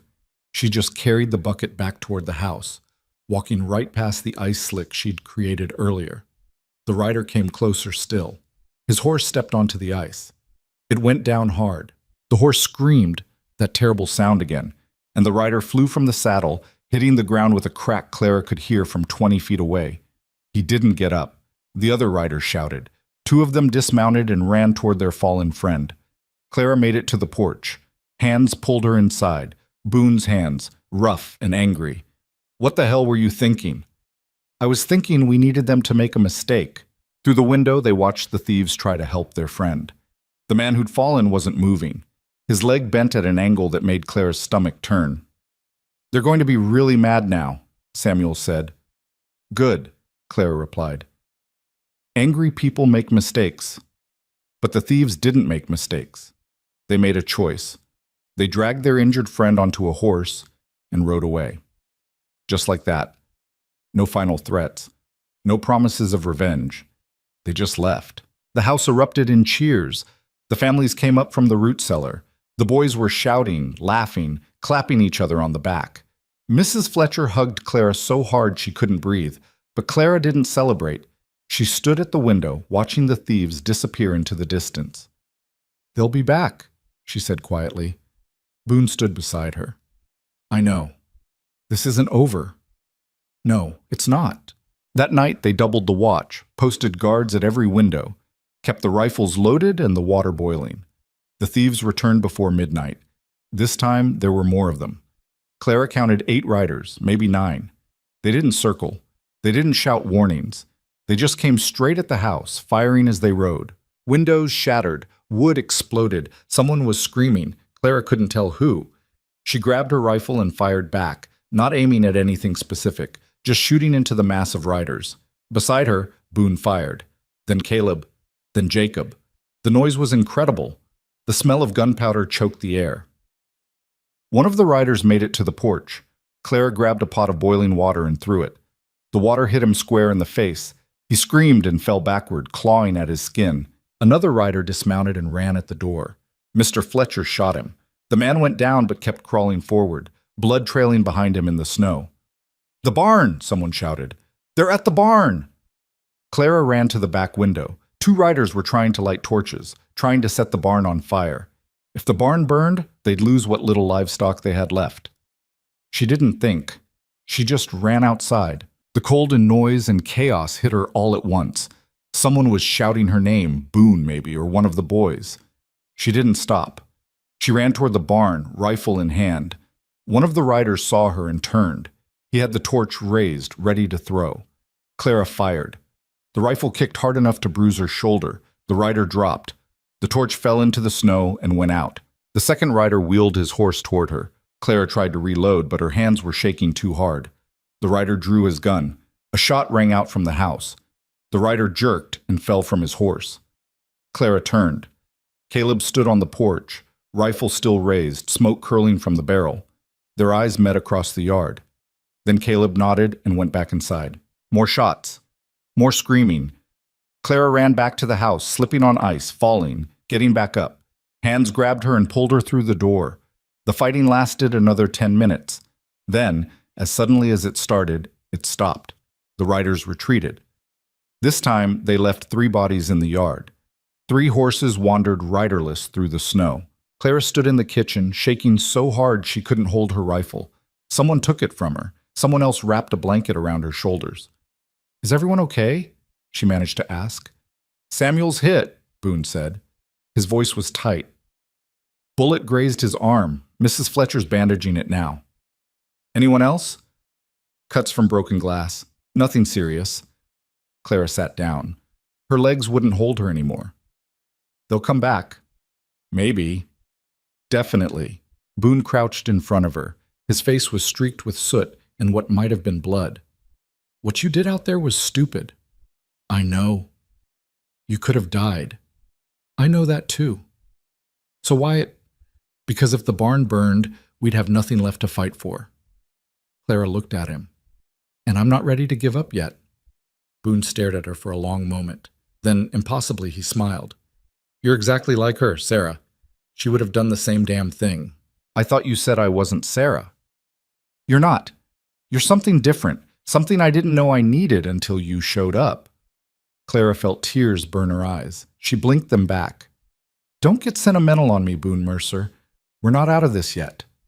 "No, but we're still breathing." "That counts for something. It counts for everything." The thieves didn't come back that night, or the next, or the night after that. A week passed. Then 2. The bodies in the yard froze solid before anyone had the energy to bury them. The broken windows were patched with boards, the blood-stained snow was covered by fresh storms, and slowly, life resumed. The families started talking about leaving, going back to their own properties now that the immediate danger had passed. Clara didn't blame them. The ranch was crowded, the food was running low, and everyone was exhausted. But part of her didn't want them to go. They'd fought together, survived together. That meant something. "We'll leave at first thaw," Mr. Fletcher told her one morning. "Give us time to rebuild before next winter." "Where will you go?" "Back to our place. Start over." "Do you have supplies?" "Some, and we'll manage. We always do." Clara nodded. "If you need anything, we know where to find you." The day they left, Clara stood in the yard and watched the wagons roll away. Mrs. Fletcher waved. The children waved. Clara waved back until they disappeared over the horizon. Then she went inside and started cleaning again. Because that's what you did. You survived the crisis, and then you cleaned up the mess. Boone found her scrubbing the floor where someone had bled during the fight. The stain was stubborn. Clara scrubbed harder. "You don't have to do that," Boone said. "Someone does." "I meant you don't have to do it alone." Clara sat back on her heels. "I've been doing everything alone since I got here." "I know, and I'm sorry for that." She looked at him.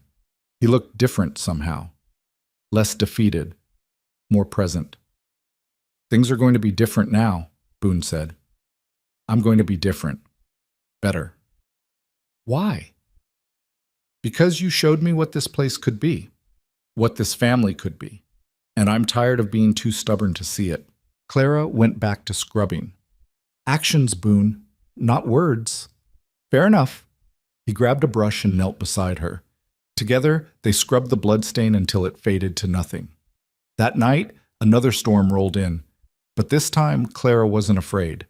They had enough food, enough fuel, enough of everything to make it through.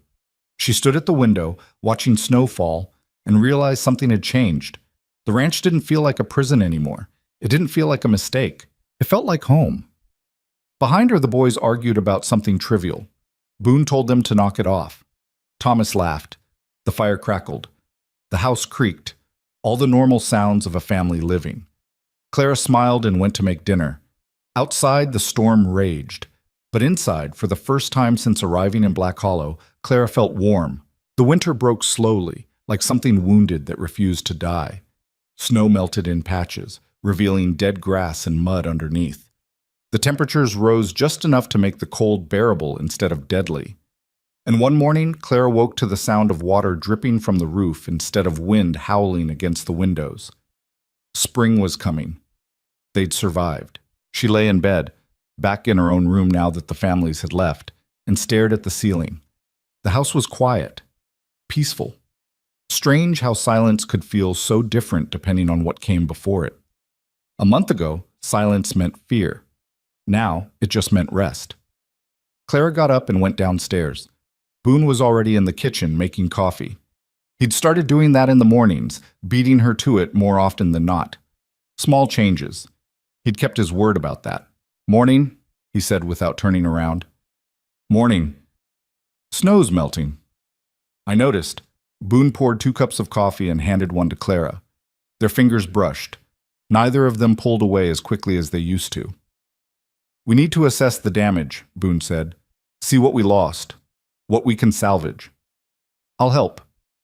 "I know you will. You always do." They drank their coffee in comfortable silence. Through the window, Clara could see the boys emerging from the barn, their breath still visible in the cold air but not freezing instantly like it had a month ago. They looked different, older, harder. The winter had aged all of them, but they'd survived it together. That counted for something. Ruth showed up mid-morning, her wagon loaded with supplies she'd somehow acquired during the worst of the winter. She climbed down with the ease of someone half her age and started unloading without asking for help. "Town's starting to thaw," she said by way of greeting, literally and otherwise. Clara grabbed a sack of flour. "What's that mean?"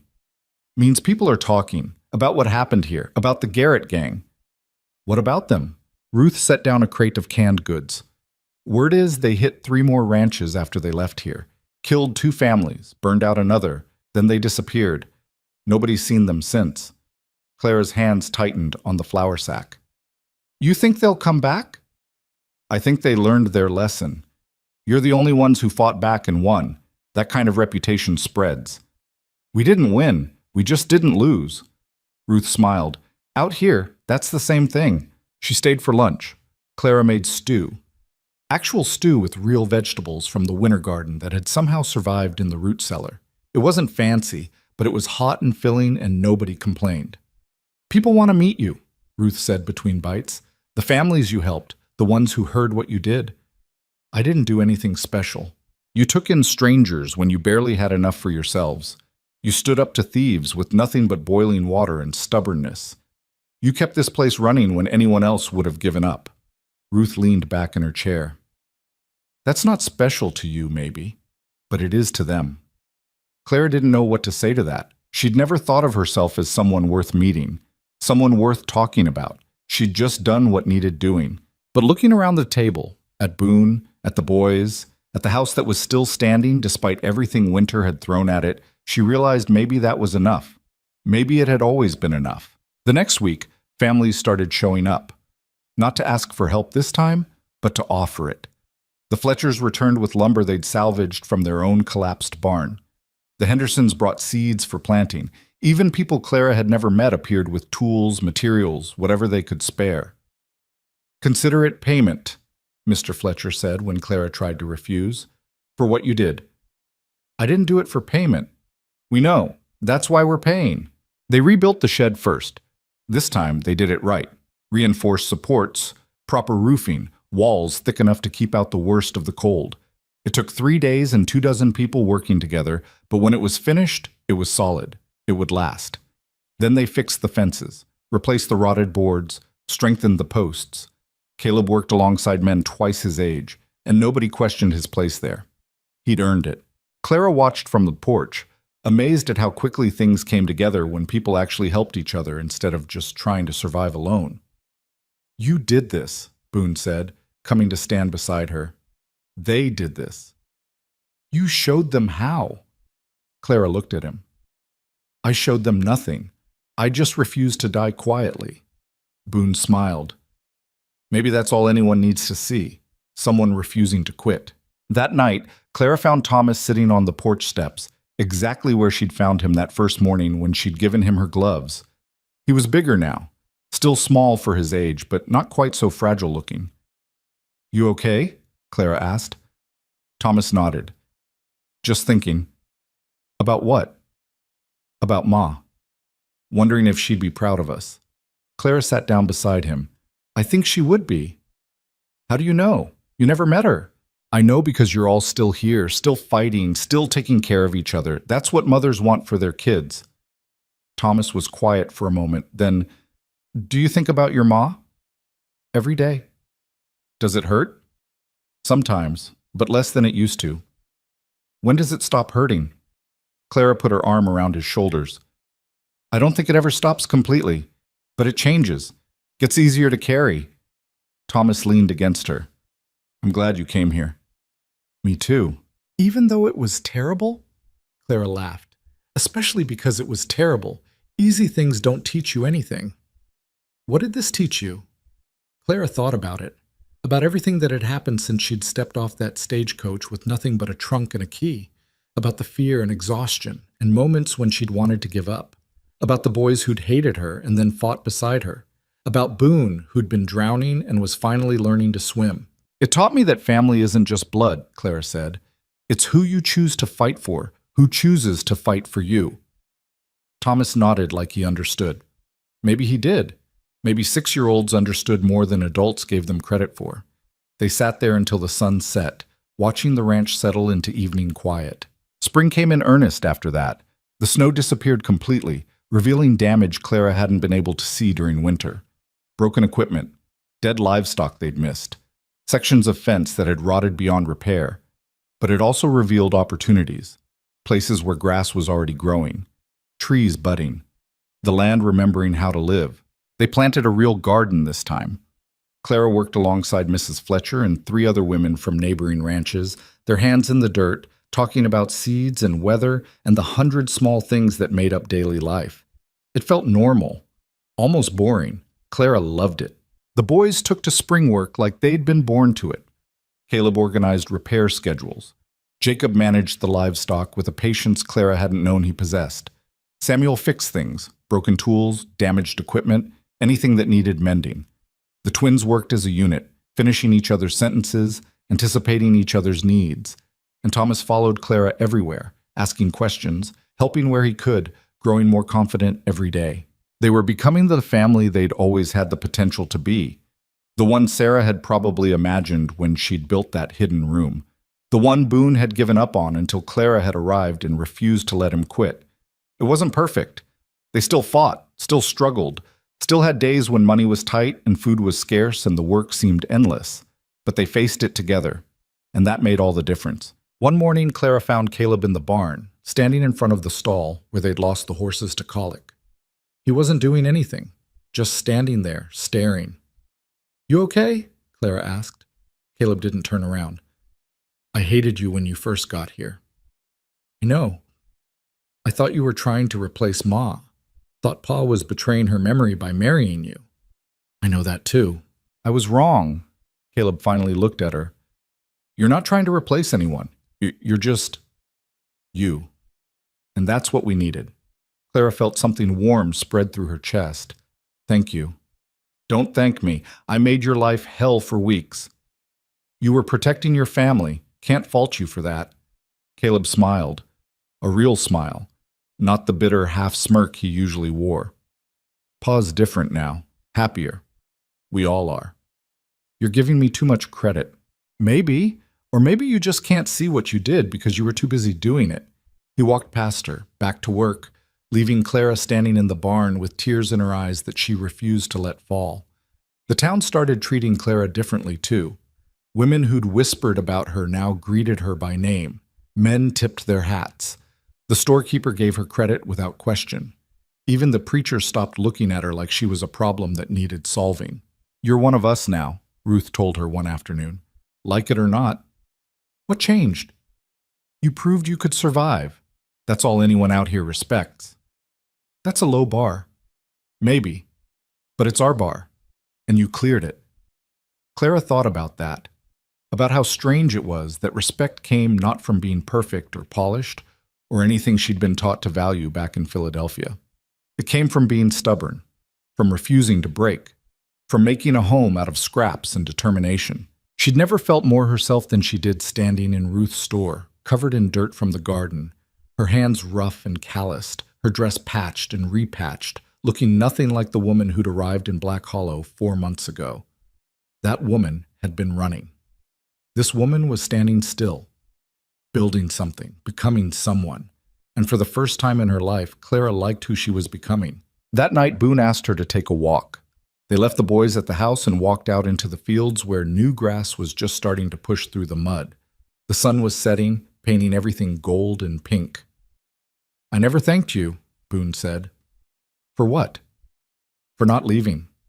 For staying when any sane person would have run. Clara smiled. Who says I'm sane? Fair point.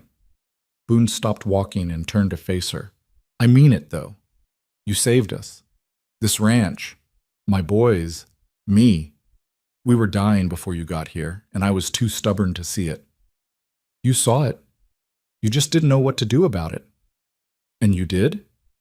No, I just did something anyway. Turns out that's better than doing nothing. Boone reached into his pocket and pulled out the iron key. I want you to have this. For real, this time. Clara looked at the key. You already gave it to me. I gave it to you as a test, as a puzzle. This time I'm giving it to you because this is your home, your family, your ranch as much as mine. Clara took the key.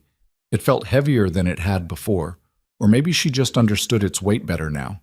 Sarah built that room, Boone continued, filled it with everything we'd need to survive, but she couldn't have known it would save us, couldn't have planned for you finding it, using it. He paused. I think she'd be happy, knowing it went to someone who'd fight for this family as hard as she did. I wish I could have met her. Me too. You would have liked each other, both too stubborn for your own good. Clara laughed. Then, because the moment felt right, and because she was tired of pretending otherwise, she took Boone's hand. He didn't pull away. He squeezed back. They stood there in the field as the sun set, holding hands like teenagers, and Clara realized this was the moment everything changed. Not the fight with the thieves, not taking in the families, not even opening Sarah's room. This. Two people choosing each other after everything they'd been through, choosing to build something new on the foundation of what came before. It wasn't dramatic, it wasn't perfect, but it was real. And real was what mattered. The summer came with heat that baked the mud into dust and made the boys complain constantly about the work. But the garden flourished. The livestock grew fat on new grass. The ranch stopped looking like a disaster and started looking like a home. Clara learned to ride, learned to rope, learned a dozen other skills she'd never needed in Philadelphia. Her hands became so calloused she barely felt pain anymore. Her skin darkened from hours in the sun. Her body grew stronger from constant work. She was becoming a rancher's wife. Not because she had to be, but because she wanted to be. The boys started calling her Ma. Not formally. Not because anyone told them to. It just happened. Thomas first, then the twins, then even Samuel and Jacob. Only Caleb held back, still calling her Clara. Until the day she found him trying to fix a wagon wheel alone, struggling with a tool that kept slipping. Let me help, Clara said. I've got it. You don't. Accept help when it's offered. Caleb looked at her. Then he handed over the tool. Together, they fixed the wheel. Thanks, Ma, Caleb said when they finished. Clara's eyes stung. You're welcome. That was it. No big speech, no emotional moment, just a boy accepting what had been true for months. Clara was his mother now, not the one who'd given birth to him, but the one who'd stayed, who'd fought for him, who'd shown him what family could be when you chose it instead of just accepting what you were given. By fall, the ranch was thriving. Not wealthy, they'd probably never be wealthy, but stable, secure, the kind of place that could weather whatever winter threw at it. Claire stood in the kitchen one morning, the same kitchen she'd walked into 5 months ago, and almost wept at the filth and neglect, and marveled at how different it looked. Clean, organized, warm, the smell of bread baking instead of rot, the sound of laughter instead of fighting. She'd done this. With help? Yes. But she'd been the catalyst, the thing that set everything else in motion. Ruth came by that afternoon with news. The Garrett gang's dead, all of them. Someone finally tracked them down and ended it. Clara set down the pie she was making. All of them? Every last one, including the ones who hit your place. How do you feel about that? Boone asked from the doorway. Clara thought about it. About the men who'd threatened her family, who'd killed neighbors, who'd made an entire region live in fear. I feel nothing, she said honestly. They made their choices. This is what happens when you choose wrong. Ruth nodded approvingly. You really have become one of us. After Ruth left, Clara finished the pie and set it on the windowsill to cool. Thomas immediately appeared, eyeing it hungrily. Not yet, Clara said. Dinner first. But it smells so good. That's why we're having it for dessert. Makes it taste even better. Thomas groaned but wandered off. Clara smiled and went back to making dinner. That night, the whole family gathered around the table. Boone at the head, Clara beside him, the boys filling in the rest. They ate the meal Clara had made, roast chicken from birds they'd raised themselves, vegetables from their garden, bread she'd baked that morning. It was simple food, nothing fancy, but it was theirs. "I want to say something," Boone announced when dinner was finished. The boys fell silent. Even Thomas stopped squirming. "This time last year, I thought we were finished. Thought the ranch was dying and there was nothing I could do to save it." Boone looked at Clara. Then Clara showed up. And she didn't save us by being perfect or knowing everything or having all the answers. She saved us by refusing to quit, by being too stubborn to let us fail. "Hear, hear," Caleb said quietly. "I'm not finished." Boone stood up. "What I'm trying to say is, Clara, you came here as a stranger. You stayed as family, and now I can't imagine this place without you. Can't imagine us without you." Clara felt tears gathering. She blinked them back. "You're getting sentimental again." "Let me finish." Boone pulled something from his pocket, a small box. "Sarah's wedding ring. I've been holding on to it since she died. Couldn't let it go, but I think she'd want you to have it." He opened the box. Inside was a simple gold band worn smooth from years of wear. "I'm already wearing a ring," Clara said, holding up her hand. "I know, but that ring was temporary. This one's permanent, if you want it." Clara looked at the ring, then at Boone. Then at the boys, watching with expressions ranging from hope to happiness to something that looked like peace. "Yes," she said. "I want it." Boone slid the ring onto her finger. It fit perfectly, like it had been waiting for her all along. The boys erupted into cheers. Thomas hugged her. The twins whooped. Even Jacob smiled. Clara sat there, surrounded by her family, her real family, the one she'd chosen and who'd chosen her back, and realized she'd finally found what she'd been looking for when she'd left Philadelphia. Not a husband, not a home, not security or safety or any of the things she'd thought she needed. She'd found belonging, purpose, a place where she fit not despite her flaws, but because of them. She'd found people who needed her stubbornness and her refusal to quit and her ability to make something out of nothing. She'd found herself. Later that night, after the boys had gone to bed and the house was quiet, Clara stood on the porch looking out at the ranch. The stars were bright overhead. The air smelled like grass and earth and possibility. Boone came to stand beside her. "Any regrets?" Clara thought about the question. About the woman who'd stepped off a stagecoach 4 months ago with nothing but a trunk and a key and a hope that maybe, just maybe, she could build something new. "No," she said. "No regrets." "Not even when we were freezing or starving or being shot at?" "Especially not then. Those were the moments that showed me who I really was." "And who's that?" Clara smiled. "Someone who doesn't quit. Someone who fights for what's hers. Someone who makes a home wherever she lands." Boone put his arm around her shoulders. "The boys asked me something the other day. They wanted to know if you were staying forever." "What did you tell them?"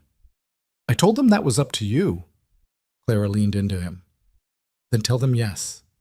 I'm staying. This is home now. Even though it's hard?" "Because it's hard. Easy things don't mean anything. This," she gestured at the ranch, the house, everything they'd built. "This means everything." They stood there in the darkness, two people who'd been broken by life and had somehow found a way to heal each other without even trying. The wind picked up, carrying the scent of coming winter. But Clara wasn't afraid. They'd survived one winter. They'd survived the next, and the one after that. Because they were a family now, imperfect and scarred and stronger than they'd ever been alone. Clara touched the iron key in her pocket, the key that had brought her here, that had opened Sarah's room, that had saved them all. But it wasn't the key that had saved them. It was what the key represented. Trust. Hope. The belief that even when everything looked impossible, there was always one more door to try, one more chance to fight, one more reason to keep going. Clara had come to Black Hollow with nothing. She'd stayed through hell. And now, standing on this porch with her husband beside her, and her son sleeping safely inside, she had everything that mattered. Not money, not ease, not the life she'd imagined back in Philadelphia, but something better, something real. A family forged in fire, a home built on stubbornness and survival, a future they'd earned through sheer refusal to give up. And as Clara looked out at the ranch that had tried to break her and failed, she smiled, because she'd finally learned the truth about belonging. It wasn't something you found, it was something you built. One meal at a time, one fight at a time, one choice to stay when leaving would have been easier. She'd built this. They all had. Together. And nothing, not winter, not thieves, not loss or grief or fear, could take that away. Clara Mercer stood on her porch, wearing her mother-in-law's ring, surrounded by her family, and finally, completely, felt at home. The frontier had tried to kill her. She'd killed it right back. And in the space between survival and surrender, she'd discovered who she really was. Someone worth fighting for, someone worth staying for, someone who deserved this impossible, beautiful, hard-won life. And that was enough. It would always be enough.